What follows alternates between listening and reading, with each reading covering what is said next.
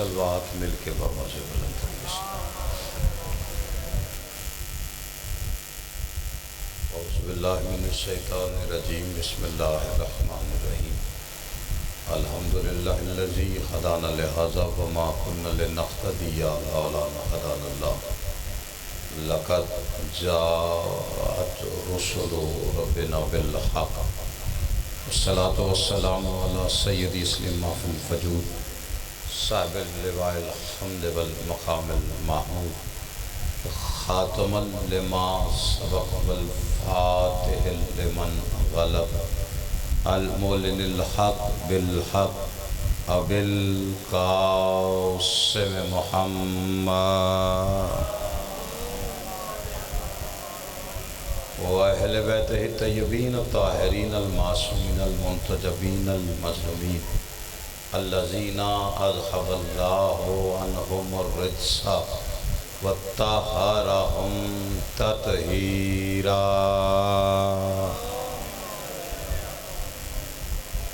ولعنۃ اللہ علی اعدائہم وغاصب حقوقہم ومنکری فضائلہم ومصائبہم وولایتہم اجمعین۔ اما بعد، قال سبحانہ وتعالی فی کتاب الحکیم، بسم اللہ الرحمن الرحیم۔ وَإِذْ قَالَ رَبُّكَ لِلْمَلَائِكَةِ إِنِّي خَالِقٌ بَشَرًا مِّن طِينٍ۔ صلوات بلند آواز سے پڑھیے۔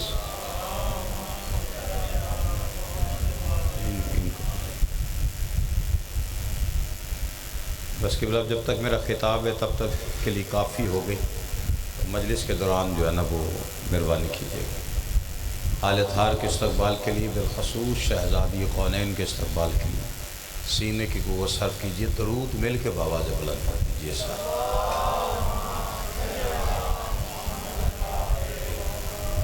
خوشنودی صاحب زماں کے لیے، دعاؤں کی قبولیت کے لیے، مجلس کی مقبولیت کے لیے، بانیان کی محنت کی قبولیت کے لیے، ان کے اور اپنے مرحومین کے بلندی درجات کے لیے، بالخصوص سرکار علامہ ناصر عباس صدیق علماء ذاکرین کے مرحومین سب کے بلندی درجات کے لیے صلوات بلند آواز سے پڑھیے ساتھ۔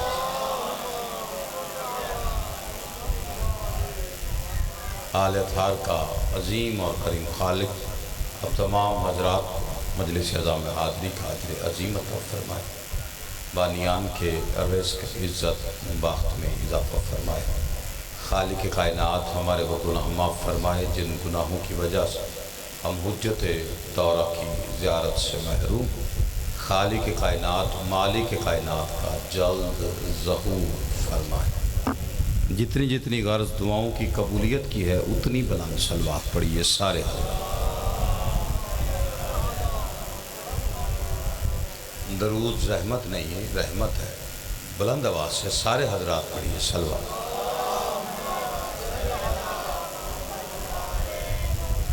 درود اتنی بڑی اور بہترین عبادت ہے۔ ایک شخص صادق مولا کی بارگاہ میں آیا اور اس نے کہا کہ مولا مجھے حج کی سعادت نصیب ہوئی، لیکن جب میں اللہ کے گھر کے سامنے گیا تو مجھے کوئی دعا یاد نہیں رہی۔ فرمایا پھر کیا کیا؟ کہا مولا میں درود پڑھتا رہا۔ امام نے فرمایا تم سے بہتر کعبے نے کوئی شخص دیکھا ہی نہیں۔ اس لیے مل کے بآواز بلند صلوات پڑھیے سارے۔ یہ ایک ایک قدم نیاز ہے حسین، تو پیچھے حضرات تشریف فرمائے اور اگر مجلس میں شامل ہونا چاہتے تو وہ بھی آ جائے، تھوڑا تھوڑا آگے آ جائے، تھوڑا تھوڑا ہر بندہ زحمت کرے گا کہ قدم نیاز حسین درود کی تلاوت کرتے ہوئے ذرا ماحول مجلس کا بن جائے گا، زیادہ زحمت نہیں، ہر بندہ کوشش کرے۔ دیکھیں یا تو خندہ پیشانی سے مجلس میں آتے تو یا پھر مجلس میں نہیں آیا کرتے، اور مجلس میں آنا، آ کے پیچھے گلی میں کھڑے رہنا، بیٹھے رہنا، یہ یہاں صف اعضاء پہ آنا ہر کسی کے مقدر کی بات ہی نہیں۔ جب آپ آ گئے ہیں حسین کا ذکر سننے کے لیے تو پھر خندہ پیشانی سے بیٹھیے، جتنے خلوص سے بیٹھیں گے اتنی جھولی بھری جائے گی۔ مل کے بابا سے بلند صلوات۔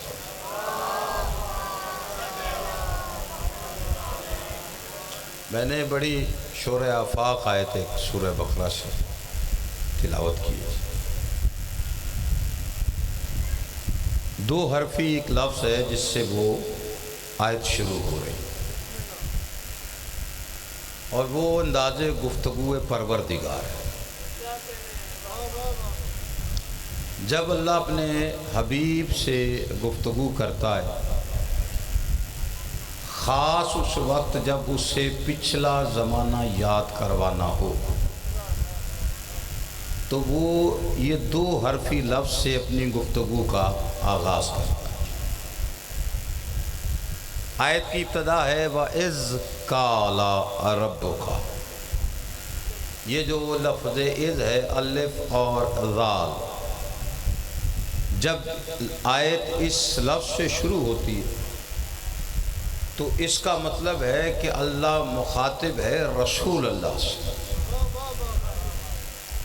اور اپنے نبی کو گزرا وقت یاد کروانے کے لیے وہ یہ لفظ استعمال کرتا ہے۔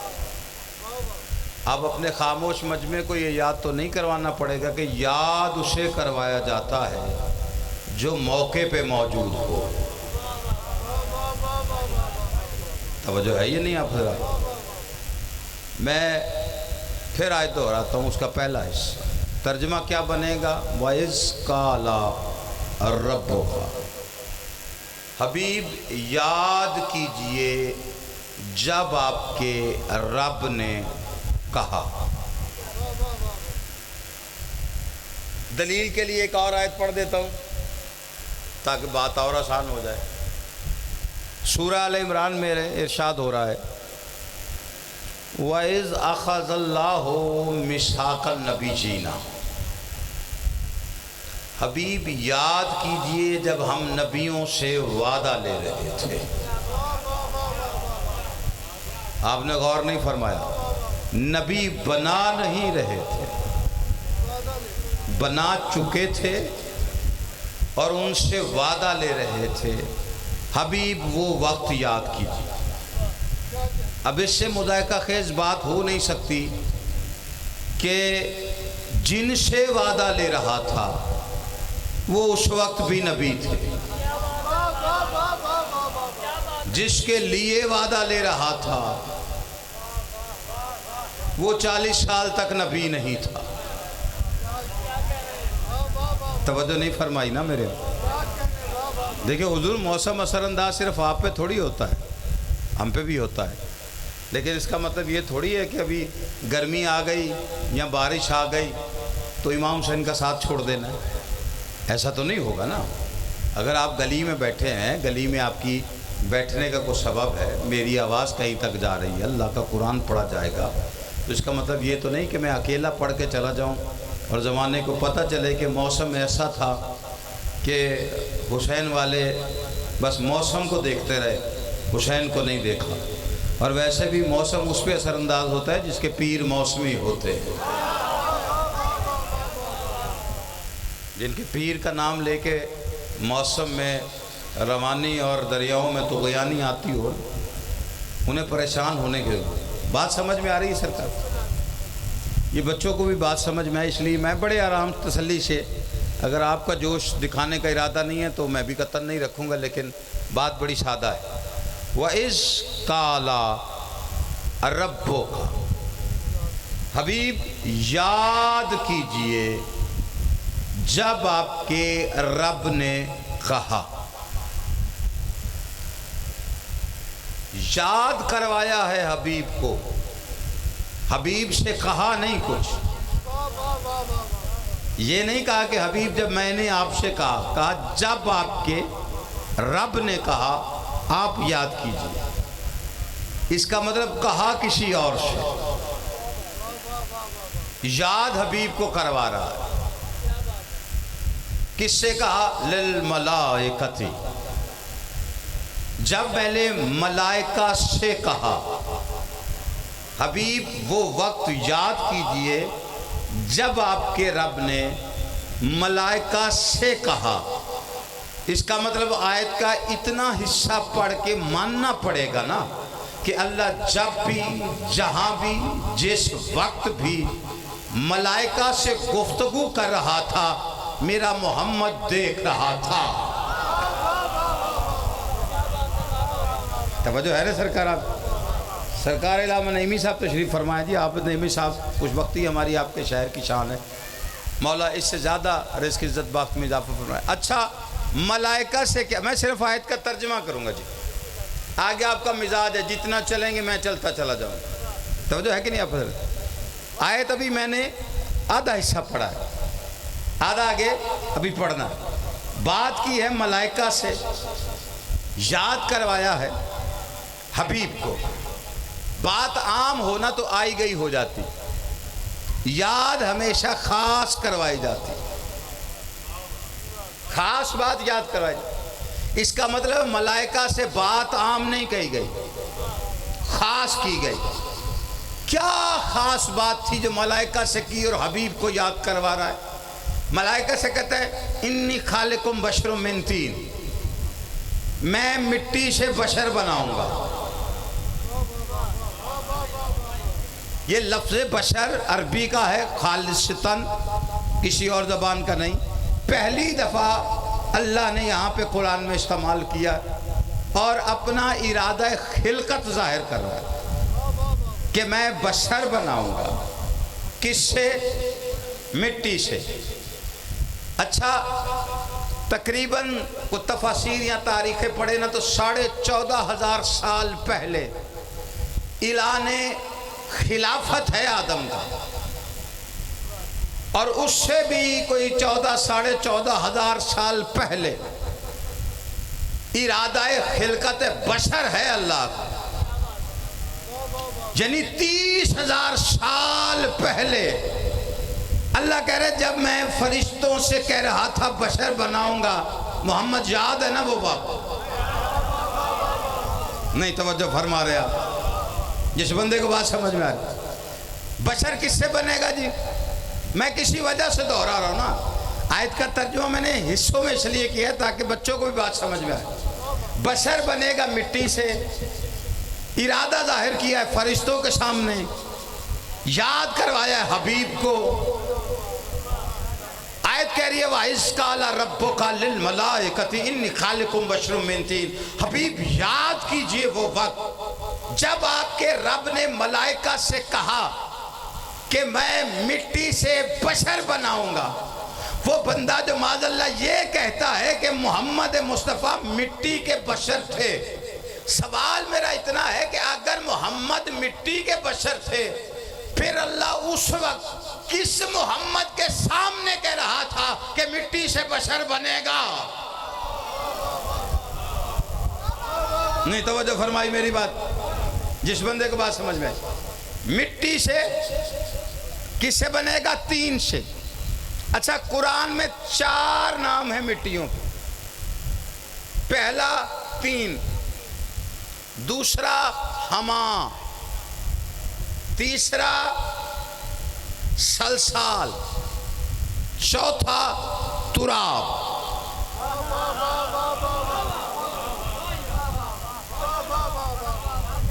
ناراض بیٹھے ہو سرکار کو؟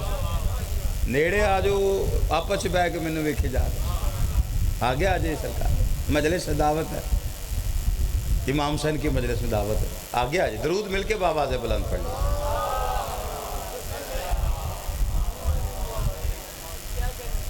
توجہ ہے کہ نہیں آپ کو؟ کتنی مٹیاں ہو گئی جی؟ 4۔ کون کون سی؟ 3، پھر ہما، پھر سلسال، پھر تراب۔ اب ان چاروں میں فرق کیا ہے؟ اللہ کہتا ہے انی خالقم بشر من طین، میں مٹی سے، تین بھی مٹی، ہما بھی مٹی، سلسال بھی مٹی، تراب بھی مٹی۔ اب ان میں فرق کیا ہے؟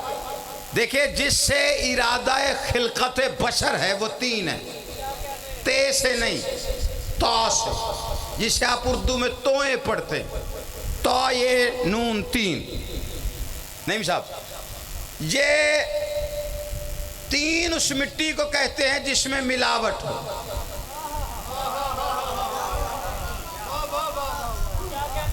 ساہیوال کا پڑھا لکھا مجمع ہے سرکار.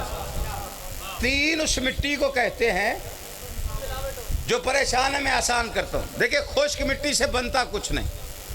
آپ کچھ بنانے کے لیے پہلے مٹی اکٹھی کرتے، ایک دائرے میں ایسے کرتے نا، پھر اس میں پانی ڈالتے. جب اس میں پانی ڈالا جائے وہ ملاوٹ، اسے 3 کہتے ہیں، ملاوٹ والی مٹی. پھر اسے گوندا جاتا ہے پیروں کے ساتھ. اس کا گارا یعنی وہ چکنائی اتنی ہو جاتی ہے کہ گوندنے کے قابل ہو جائے. وہ چکنائی والی مٹی جو گوندنے کے قابل ہوتی ہے اسے کہتے ہیں ہما. پھر اس ہما سے کچھ چیز بنائی جائے، اسے بنانے کے بعد آگ کا سیک یا دھوپ کی تپش دی جائے کہ وہ اتنی سخت ہو جائے کہ ہاتھ لگانے سے کھنکھناہٹ پیدا ہو. اس کھنکھنانے والی مٹی کو کہتے ہیں سلسال. تراب کہتے ہیں خالص مٹی. میں اکیلا ہی ہوں، میں اسی بھروسے پڑ جاؤں گا. میں اسی بھروسے پڑھوں. سلسال، اس کے بعد تراب. تراب کہتے ہیں خالص مٹی کو. آپ نے کبھی غور نہیں کیا؟ یہی وجہ ہے آپ کے میرے مولا کو اللہ نے ابو 3 نہیں کہا، ابو ہما نہیں کہا، ابو سلسال نہیں کہا، ابو تراب کہہ کے بتایا. علی ملاوٹ والوں کا باپ نہیں ہے. نہیں توجہ فرما رہے سرکار. میں کسی منزل تک لانا چاہتا ہوں، سرکار آپ پریشان بیٹھے. توجہ ہے کہ نہیں؟ اب ان مٹیوں کی ترکیب ہے جو بشر، پہلے ارادہ خلقت ہے، پھر اس کے بعد بشر بنانے کی ترکیب ہے. سورہ الحجر میں اللہ قرآن میں کہتا ہے سلسال من حمائم مسنون، میں نے کھنکھناتی ہوئی گوندی ہوئی مٹی سے بنایا. تھوڑی توجہ ہو گئی؟ اللہ کہہ رہا ہے ترکیب کیسے بنایا؟ سلسال کھنکھنانے والی، ہما گوندی ہوئی. اللہ کہتا ہے میں نے کھنکھناتی ہوئی گوندی ہوئی مٹی سے بنایا. آپ چپ کر گئے ہیں. گوندا جانا ہاتھوں کے بغیر ممکن نہیں. نہیں توجہ فرمائی. گوندا جانا ہاتھوں کے بغیر ممکن نہیں. اور ہاتھوں کے لیے ضروری ہے کہ بازو ہو. بازو ہوتے ہیں کندھے میں، کندھا ہوتا ہے سینے میں، سینہ ہوتا ہے جسم پر. جس کا جسم ہو وہ اللہ نہیں ہوتا. نہیں توجہ فرما رہے نا. جس کا جسم ہو وہ اللہ نہیں، کیونکہ جسم محدود ہے، اللہ لا محدود ہے. اللہ کا ہر جگہ موجود ہونا دلیل ہے کہ اس کا وجود ہے، وجود رکھتا ہے، جسم نہیں رکھتا. آپ پریشان ہو گئے. دیکھیں کچھ لوگوں کا یہ عقیدہ ہے، بلکہ ہمارے علاوہ تقریباً سب کا ہی ہے، کہ محشر والے دن کرسی پہ ہوگا. لوگوں کا عقیدہ ہے. بھائی آپ پریشان ہو گئے. کرسی پہ بیٹھے گا، آخر امتحان ہے، کچہری لگے گی حاکم الحاکمین کی، اور وہ کرسی پہ بیٹھ جائے گا اور ساری امت اس کی طرف اپنے اعمال لے کے آئے گی، اور وہ اعمال چیک کرے گا. جس کے ٹھیک وہ جنت، جس کے نہیں وہ جہنم. یہی ہوگا نا محشر. اب بیٹھا ہوگا کرسی پر اور لوگ آئیں گے اعمال لے کر. میں اس بچے سے کہوں بیٹے ایک گلاس پانی تو لے کے آؤ. یہ اندر سے پانی کا گلاس لے آئے اور ادھر رکھ دے. اس بچے کا ادھر سے ادھر آنا دلیل ہے نا کہ میں ادھر نہیں. پتہ نہیں کہاں بیٹھے ہوئے سرکارہ. صادق مولا فرماتے جو ایک جگہ ہو دوسری جگہ نہ ہو اللہ نہیں ہوتا۔ توجہ نہیں فرمائی آپ؟ لوگ کہتے ہیں کہ کرسی پہ ہوگا، اللہ محشر والے دن کرسی پہ ہوگا۔ آپ چپ کر گئے ہیں، اس سے اچھا عقیدہ ہے ہی کوئی نہیں۔ ہم تو دعا دیتے ہیں کہ تمہارا یہ عقیدہ تو قیامت تک سلامت رہے نا کہ محشر والے دن اللہ کرسی پہ ہوگا۔ پھر ہم سوال نہیں کرتے، بس محشر کا انتظار کرتے ہیں۔ جب محشر کا پردہ اٹھا پھر جو کرسی پہ ہوگا۔ نہیں توجہ فرمائی آپ نے؟ جس بندے کو بات سمجھ میں آ رہی۔ اب اگر جسم ہے تو سینہ ہے، سینہ ہے تو کندھا ہے، کندھا ہے تو بازو ہے، بازو ہے تو ہاتھ ہے۔ اور جسم نہیں تو بازو نہیں، بازو نہیں تو ہاتھ نہیں، ہاتھ نہیں تو گوندی کیسے؟ اگر گوندی نہیں تو آیت رکھی کیوں؟ بھائی اللہ جسم نہیں رکھتا لیکن کہہ رہا ہے میں نے گوندی ہوئی مٹی سے بنایا۔ اب اس کے ہاتھ ہی نہیں۔ کو سننے والا کہہ سکتا ہے نا کہ تم لوگوں کو عقیدہ سمجھ نہیں آتا۔ ایک طرف کہتے ہو اللہ ہاتھ نہیں رکھتا، پھر کہتے ہو اس نے گوندی ہے۔ جب ہاتھ نہیں تو گوندی کیسے؟ اللہ نے اپنے ہاتھ بنائے ہی نہیں۔ لیکن جس اللہ نے بنائے نہیں اس نے قرآن میں جگہ جگہ دکھائے ضرور ہے۔ نہیں توجہ فرما رہے میری بات؟ دیکھیے یہاں تو صرف آپ علی کے ید اللہ ہونے پہ اعتراض ہے نا لوگوں کو۔ قرآن ہے اس میں قیامت کی آیت ہے، جس نے بنائے نہیں اس نے دکھائے ہیں۔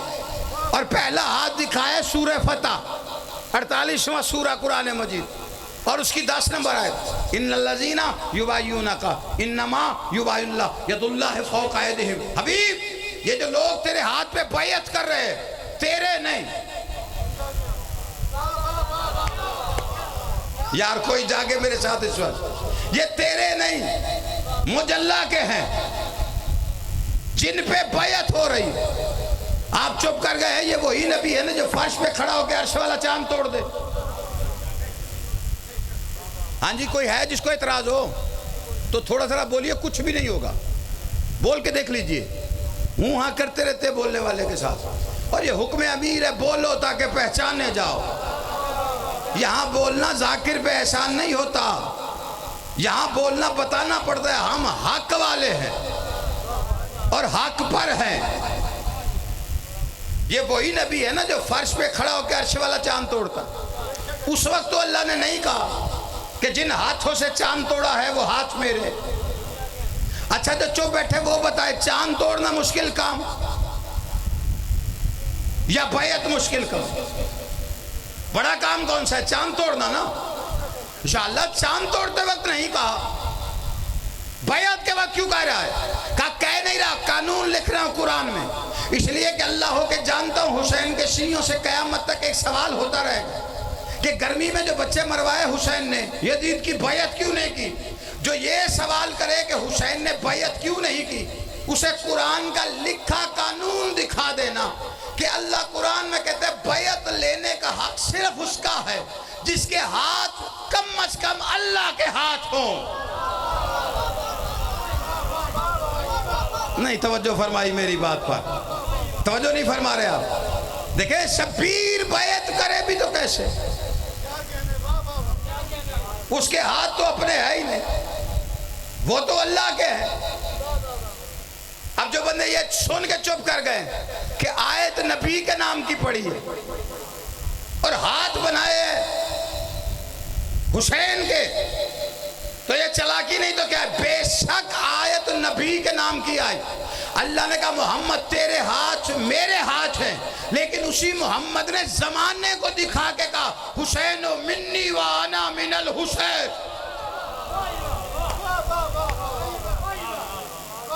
نہیں توجہ فرما رہے آپ؟ 4 مٹیوں سے بشر بنایا اور بنانے کے بعد عزت کیا دی بشر کی؟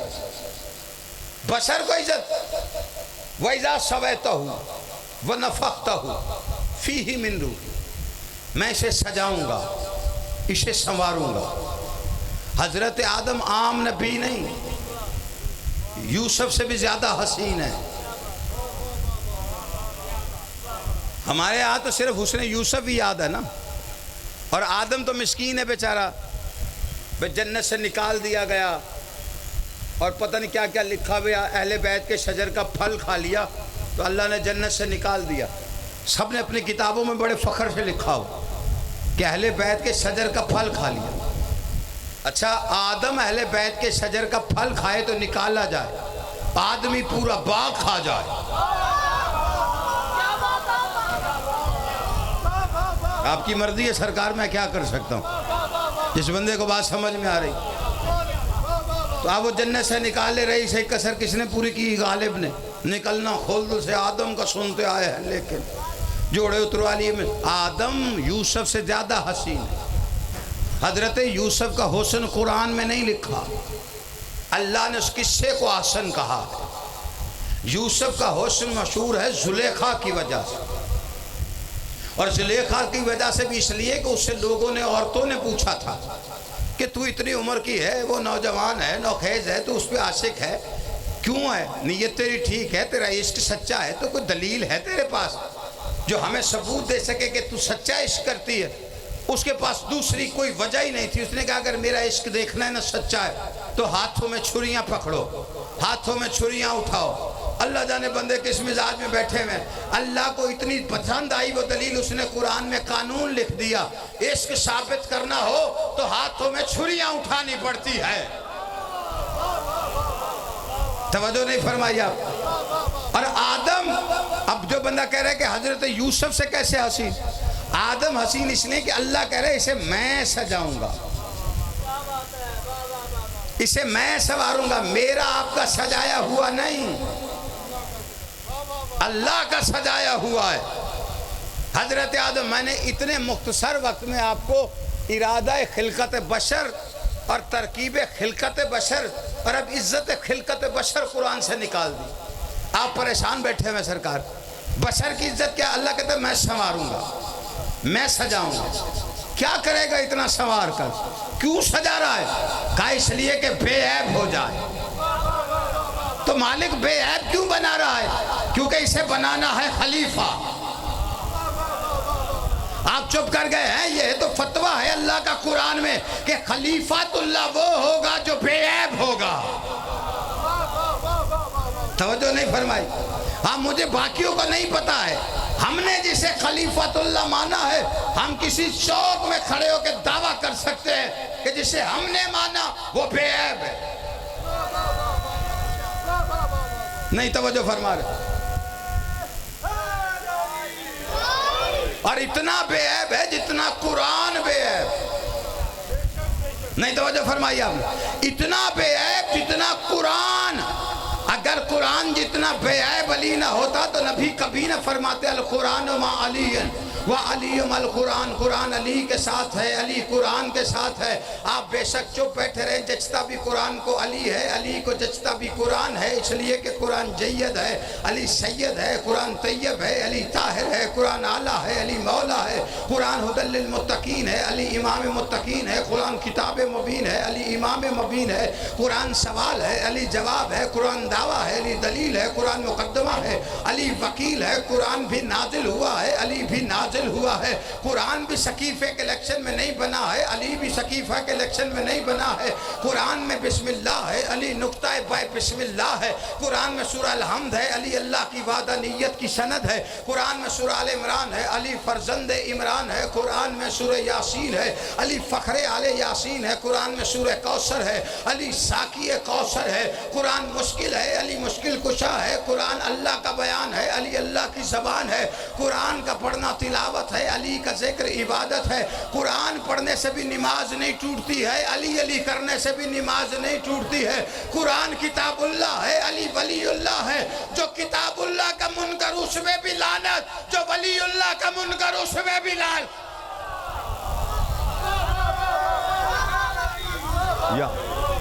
توجہ نہیں فرمائی آپ؟ میں سرکار آپ کو کسی منزل سے علی تک لانا چاہ رہا ہوں. اللہ نے بے عیب بنایا، بنا لیا بے عیب، سنوار لیا، سجا لیا، رکھا ہوا ہے.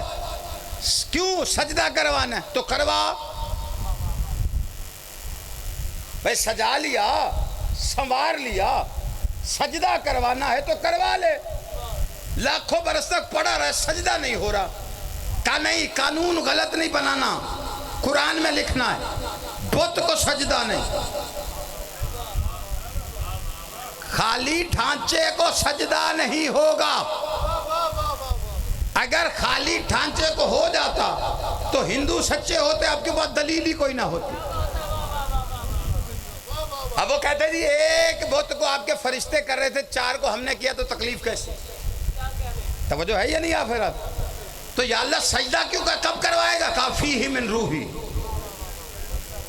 جب اس میں روح آ جائے۔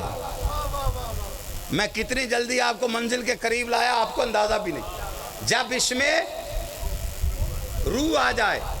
اب قرآن کا قانون یہ ہے کہ سجدہ بت کو نہیں، سجدہ روح کو ہے۔ یہی تو لطف ہے جو آپ نے ضائع کر دیا۔ سجدہ بت کو نہیں، سجدہ روح کو ہے۔ دیکھیں ماشاءاللہ نمازی چہرے میرے سامنے بزرگ تشریف فرمائے، جوان بھی پڑھتے ہوں، آپ نماز پڑھتے ہیں سارے، مستحب ہو یا واجب، 2 رکعت ہو یا 4 رکعت، تہجد ہو جتنی 11 رکعتیں پڑھ، سجدہ کرتے ہیں، نماز میں سجدہ کرتے ہیں۔ ایک نماز ہے بھی واجب، پڑھی بھی امام کے پیچھے جاتی، پڑھی بھی صفحے بنا کے جاتی، لیکن اس میں سجدہ نہیں۔ نماز جنازہ، اب پتہ چلا نماز جنازہ میں سجدہ کیوں نہیں؟ کیونکہ آگے روح نہیں۔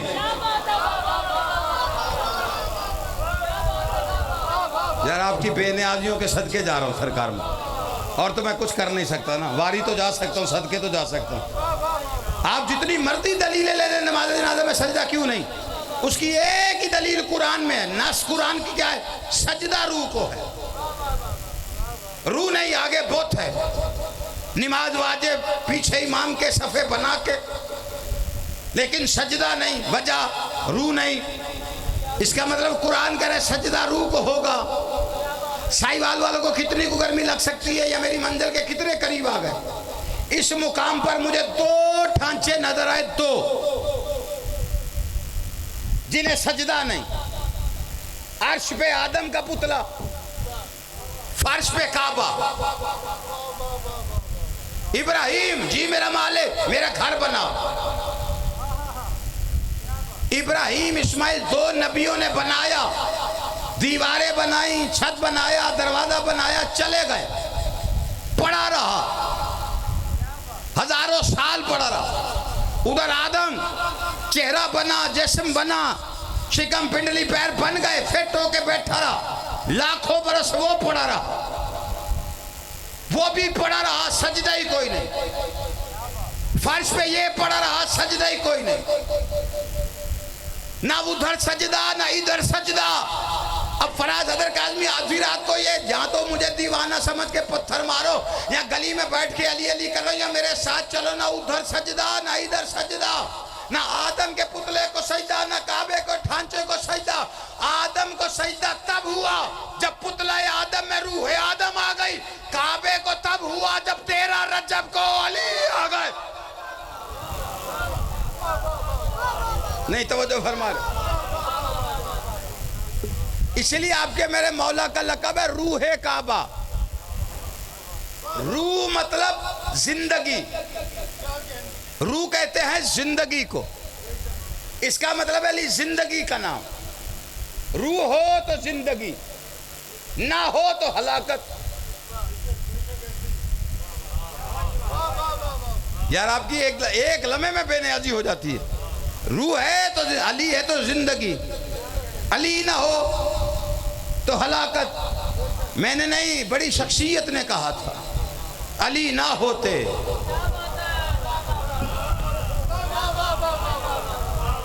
اس کا مطلب ہے کہ جہاں علی وہ جگہ زندہ، جس مکان میں علی وہ مکان زندہ، جس عقیدے میں علی وہ عقیدہ زندہ، جس ایمان میں علی وہ ایمان زندہ، جس روزے میں علی وہ روزہ زندہ، جس اذان میں علی وہ اذان زندہ، جس نماز میں علی وہ نماز زندہ۔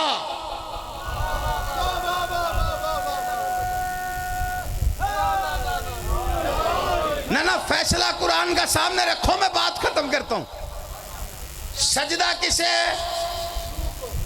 روح ہے تو سجدہ، روح نہیں پیچھے بچتا ہے بت، یا نماز جنازے میں سجدہ شروع کر، نہیں توجہ فرمائی، ورنہ نمازوں میں سے بعد میں نکالنا۔ کعبے کو سجدہ کر رہا ہے تو ماننا پڑے گا اندر آج بھی علی موجود ہے، نہیں توجہ فرمائی۔ اور باہر والے کی عزت ہوتی ہے اندر والے کی وجہ سے، نہیں توجہ فرمائی۔ سرکار میں یہ کہوں جی یہ چومیے گا ذرا، نعیمی صاحب چومیے گا، خار بھائی چومیے گا، اون بھائی چومیے گا۔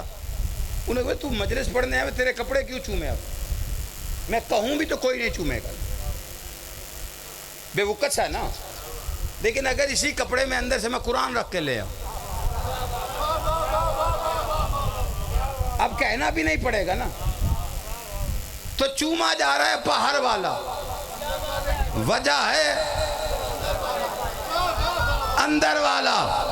حج پہ جاتا ہے تو کعبے کو چومنے سے پہلے سوچنا اتنا عزت والا کس کی وجہ سے ہے۔ توجہ ہے یا نہیں آپ حضرات کی؟ اللہ نے روح کو سجدہ دیا، علی ہے روح زندگی، علی زندگی، اسی کعبے کو بچایا ہے حسین۔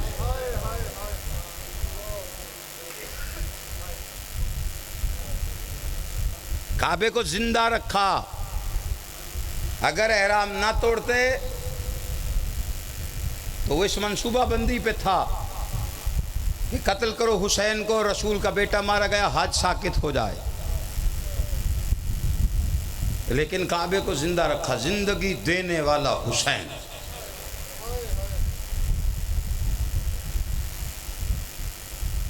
علی بچایا ہے۔ کل یکم سفر، آج 2 ہو گئی، کل سفر ختم ہو گئے تھے علی کی بیٹی کے۔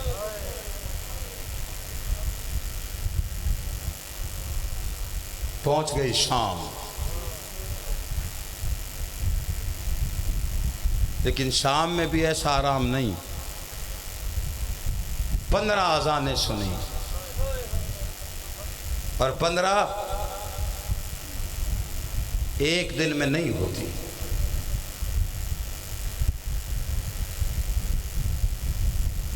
کربلا سے شام تک اللہ جانے کتنے شہروں میں علی کی بیٹیوں کا لہو ہے۔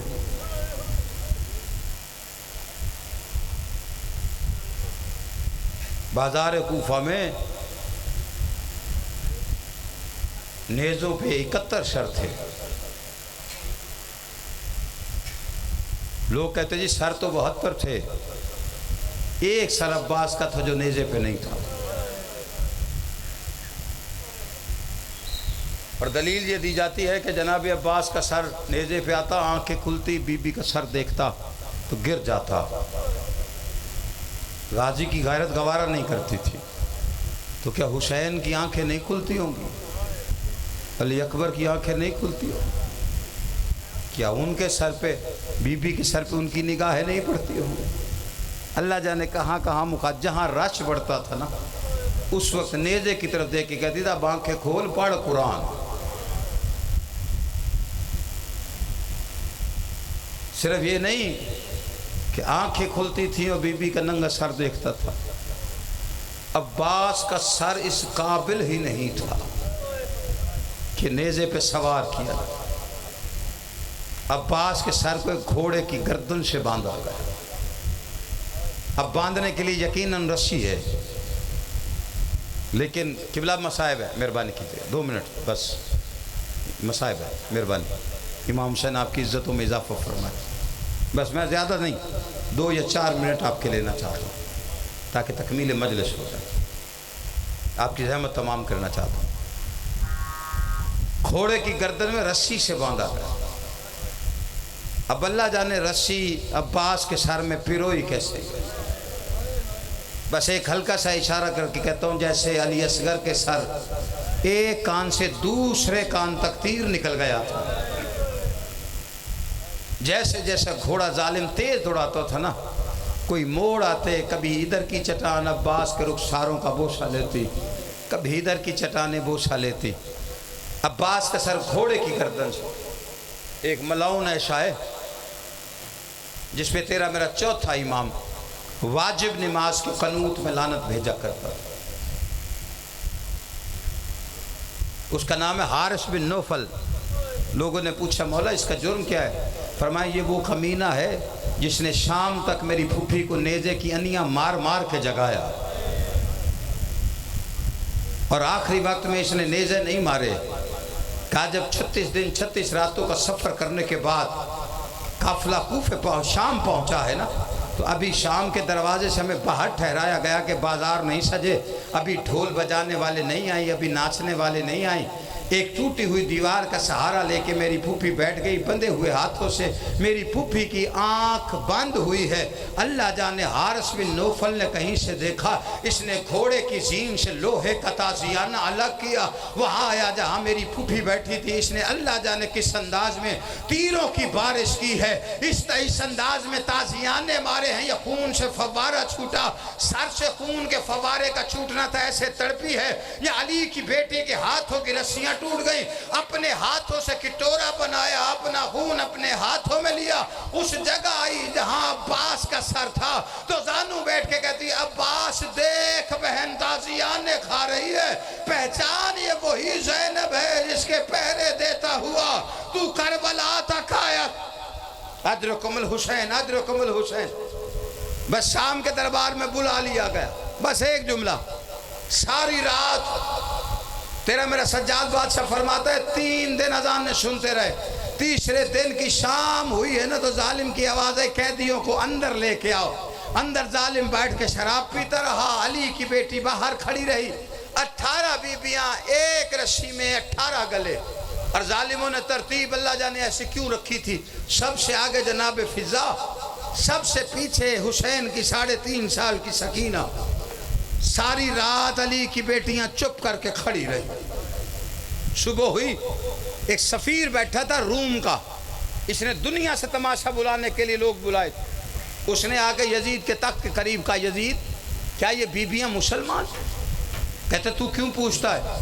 کہتا پوچھتا اس لیے ہوں کہ مسلمانوں کی شریعت میں ایسا جرم کون سا ہے کہ ایسی شریف زادیاں ساری رات چپ کر کے کھڑے رہے. کہ تیرے پوچھنے کا سبب کا پوچھا اس لیے وہ سب سے آخر میں ایک بچے جس کی عمر 3.5-4 سال ہے، اس کا دامن جلا ہوا ہے، اس کے کانوں سے خون جاری ہے، رخساروں کا رنگ نیلا ہے. میں ساری رات دیکھتا رہا کہ نیند کا غلبہ آتا، بچی گرنے لگتی تھی، رسی گرنے نہیں دیتی تھی. اب ایک جملہ ہے بڑا سخت ہے لیکن میں آپ کی اجازت سے معافی مانگ کے پڑھنا چاہتا ہوں. اگر یہاں بیٹھ کے بھی بازار میں بیٹھ کے بھی چھپاؤں تو سجاد بادشاہ کا مجرم ہو جاؤں گا. ساری رات شراب پیتا رہا، نشے میں دھت بیٹھا ہوا بے غیرت. صبح کہتے ہیں ان میں علی کی بیٹی کون سی ہے، میں اس سے گفتگو کرنا چاہتا ہوں. شمر کہتے ہیں وہ جو ضعیفہ کے پیچھے کھڑی ہے. کہتے ہیں آگے سے ضعیفہ کو ہٹا. شمر آگے بی بی فضا کو کہتا ہے فضا آگے سے ہٹ جا. بی بی کہتی ہے میں آگے سے نہیں ہٹوں گی. کہا میں ہاتھوں پہ تازیانے برساؤں گا. اس نے تازیانے برسانے شروع کیے. جیسے ہی ہاتھوں سے خون نکلنا شروع ہوا، بی بی کے کندھے پہ ماتھا رکھ کے کہتی اماں آگے سے ہٹ جا. رو کے کہتی ہے یا ماں نہ کہے یا ہٹنے کا حکم نہ دے. ابھی ہاتھوں سے خون کا فوارہ چھوٹا یا 300 حبشیوں نے تلواریں نکالی. یزید کے تخت کا گراؤ کر کے کہتے او یزید شمر کو روک، اب فضا پہ ظلم نہ کرے. اس نے کیا فضا کو علی کی بیٹیوں کی طرح لاوارث سمجھ لیا ہے کہ انہیں چھڑانے کوئی نہیں آیا تو اسے چھڑانے بھی نہیں آئے گا. آپ چپ کر گئے. بی بی کا منہ مدینے پھر گیا. آواز آئی نانا راضی ہو، دائیوں کے وارث آ گئے. زہرا جائیوں کا کوئی وارث نہیں. وَسِيَعْلَمُ الَّذِينَ ظَلَمُوا ایمن میم علالۃ اللہ ہے ماتم حسین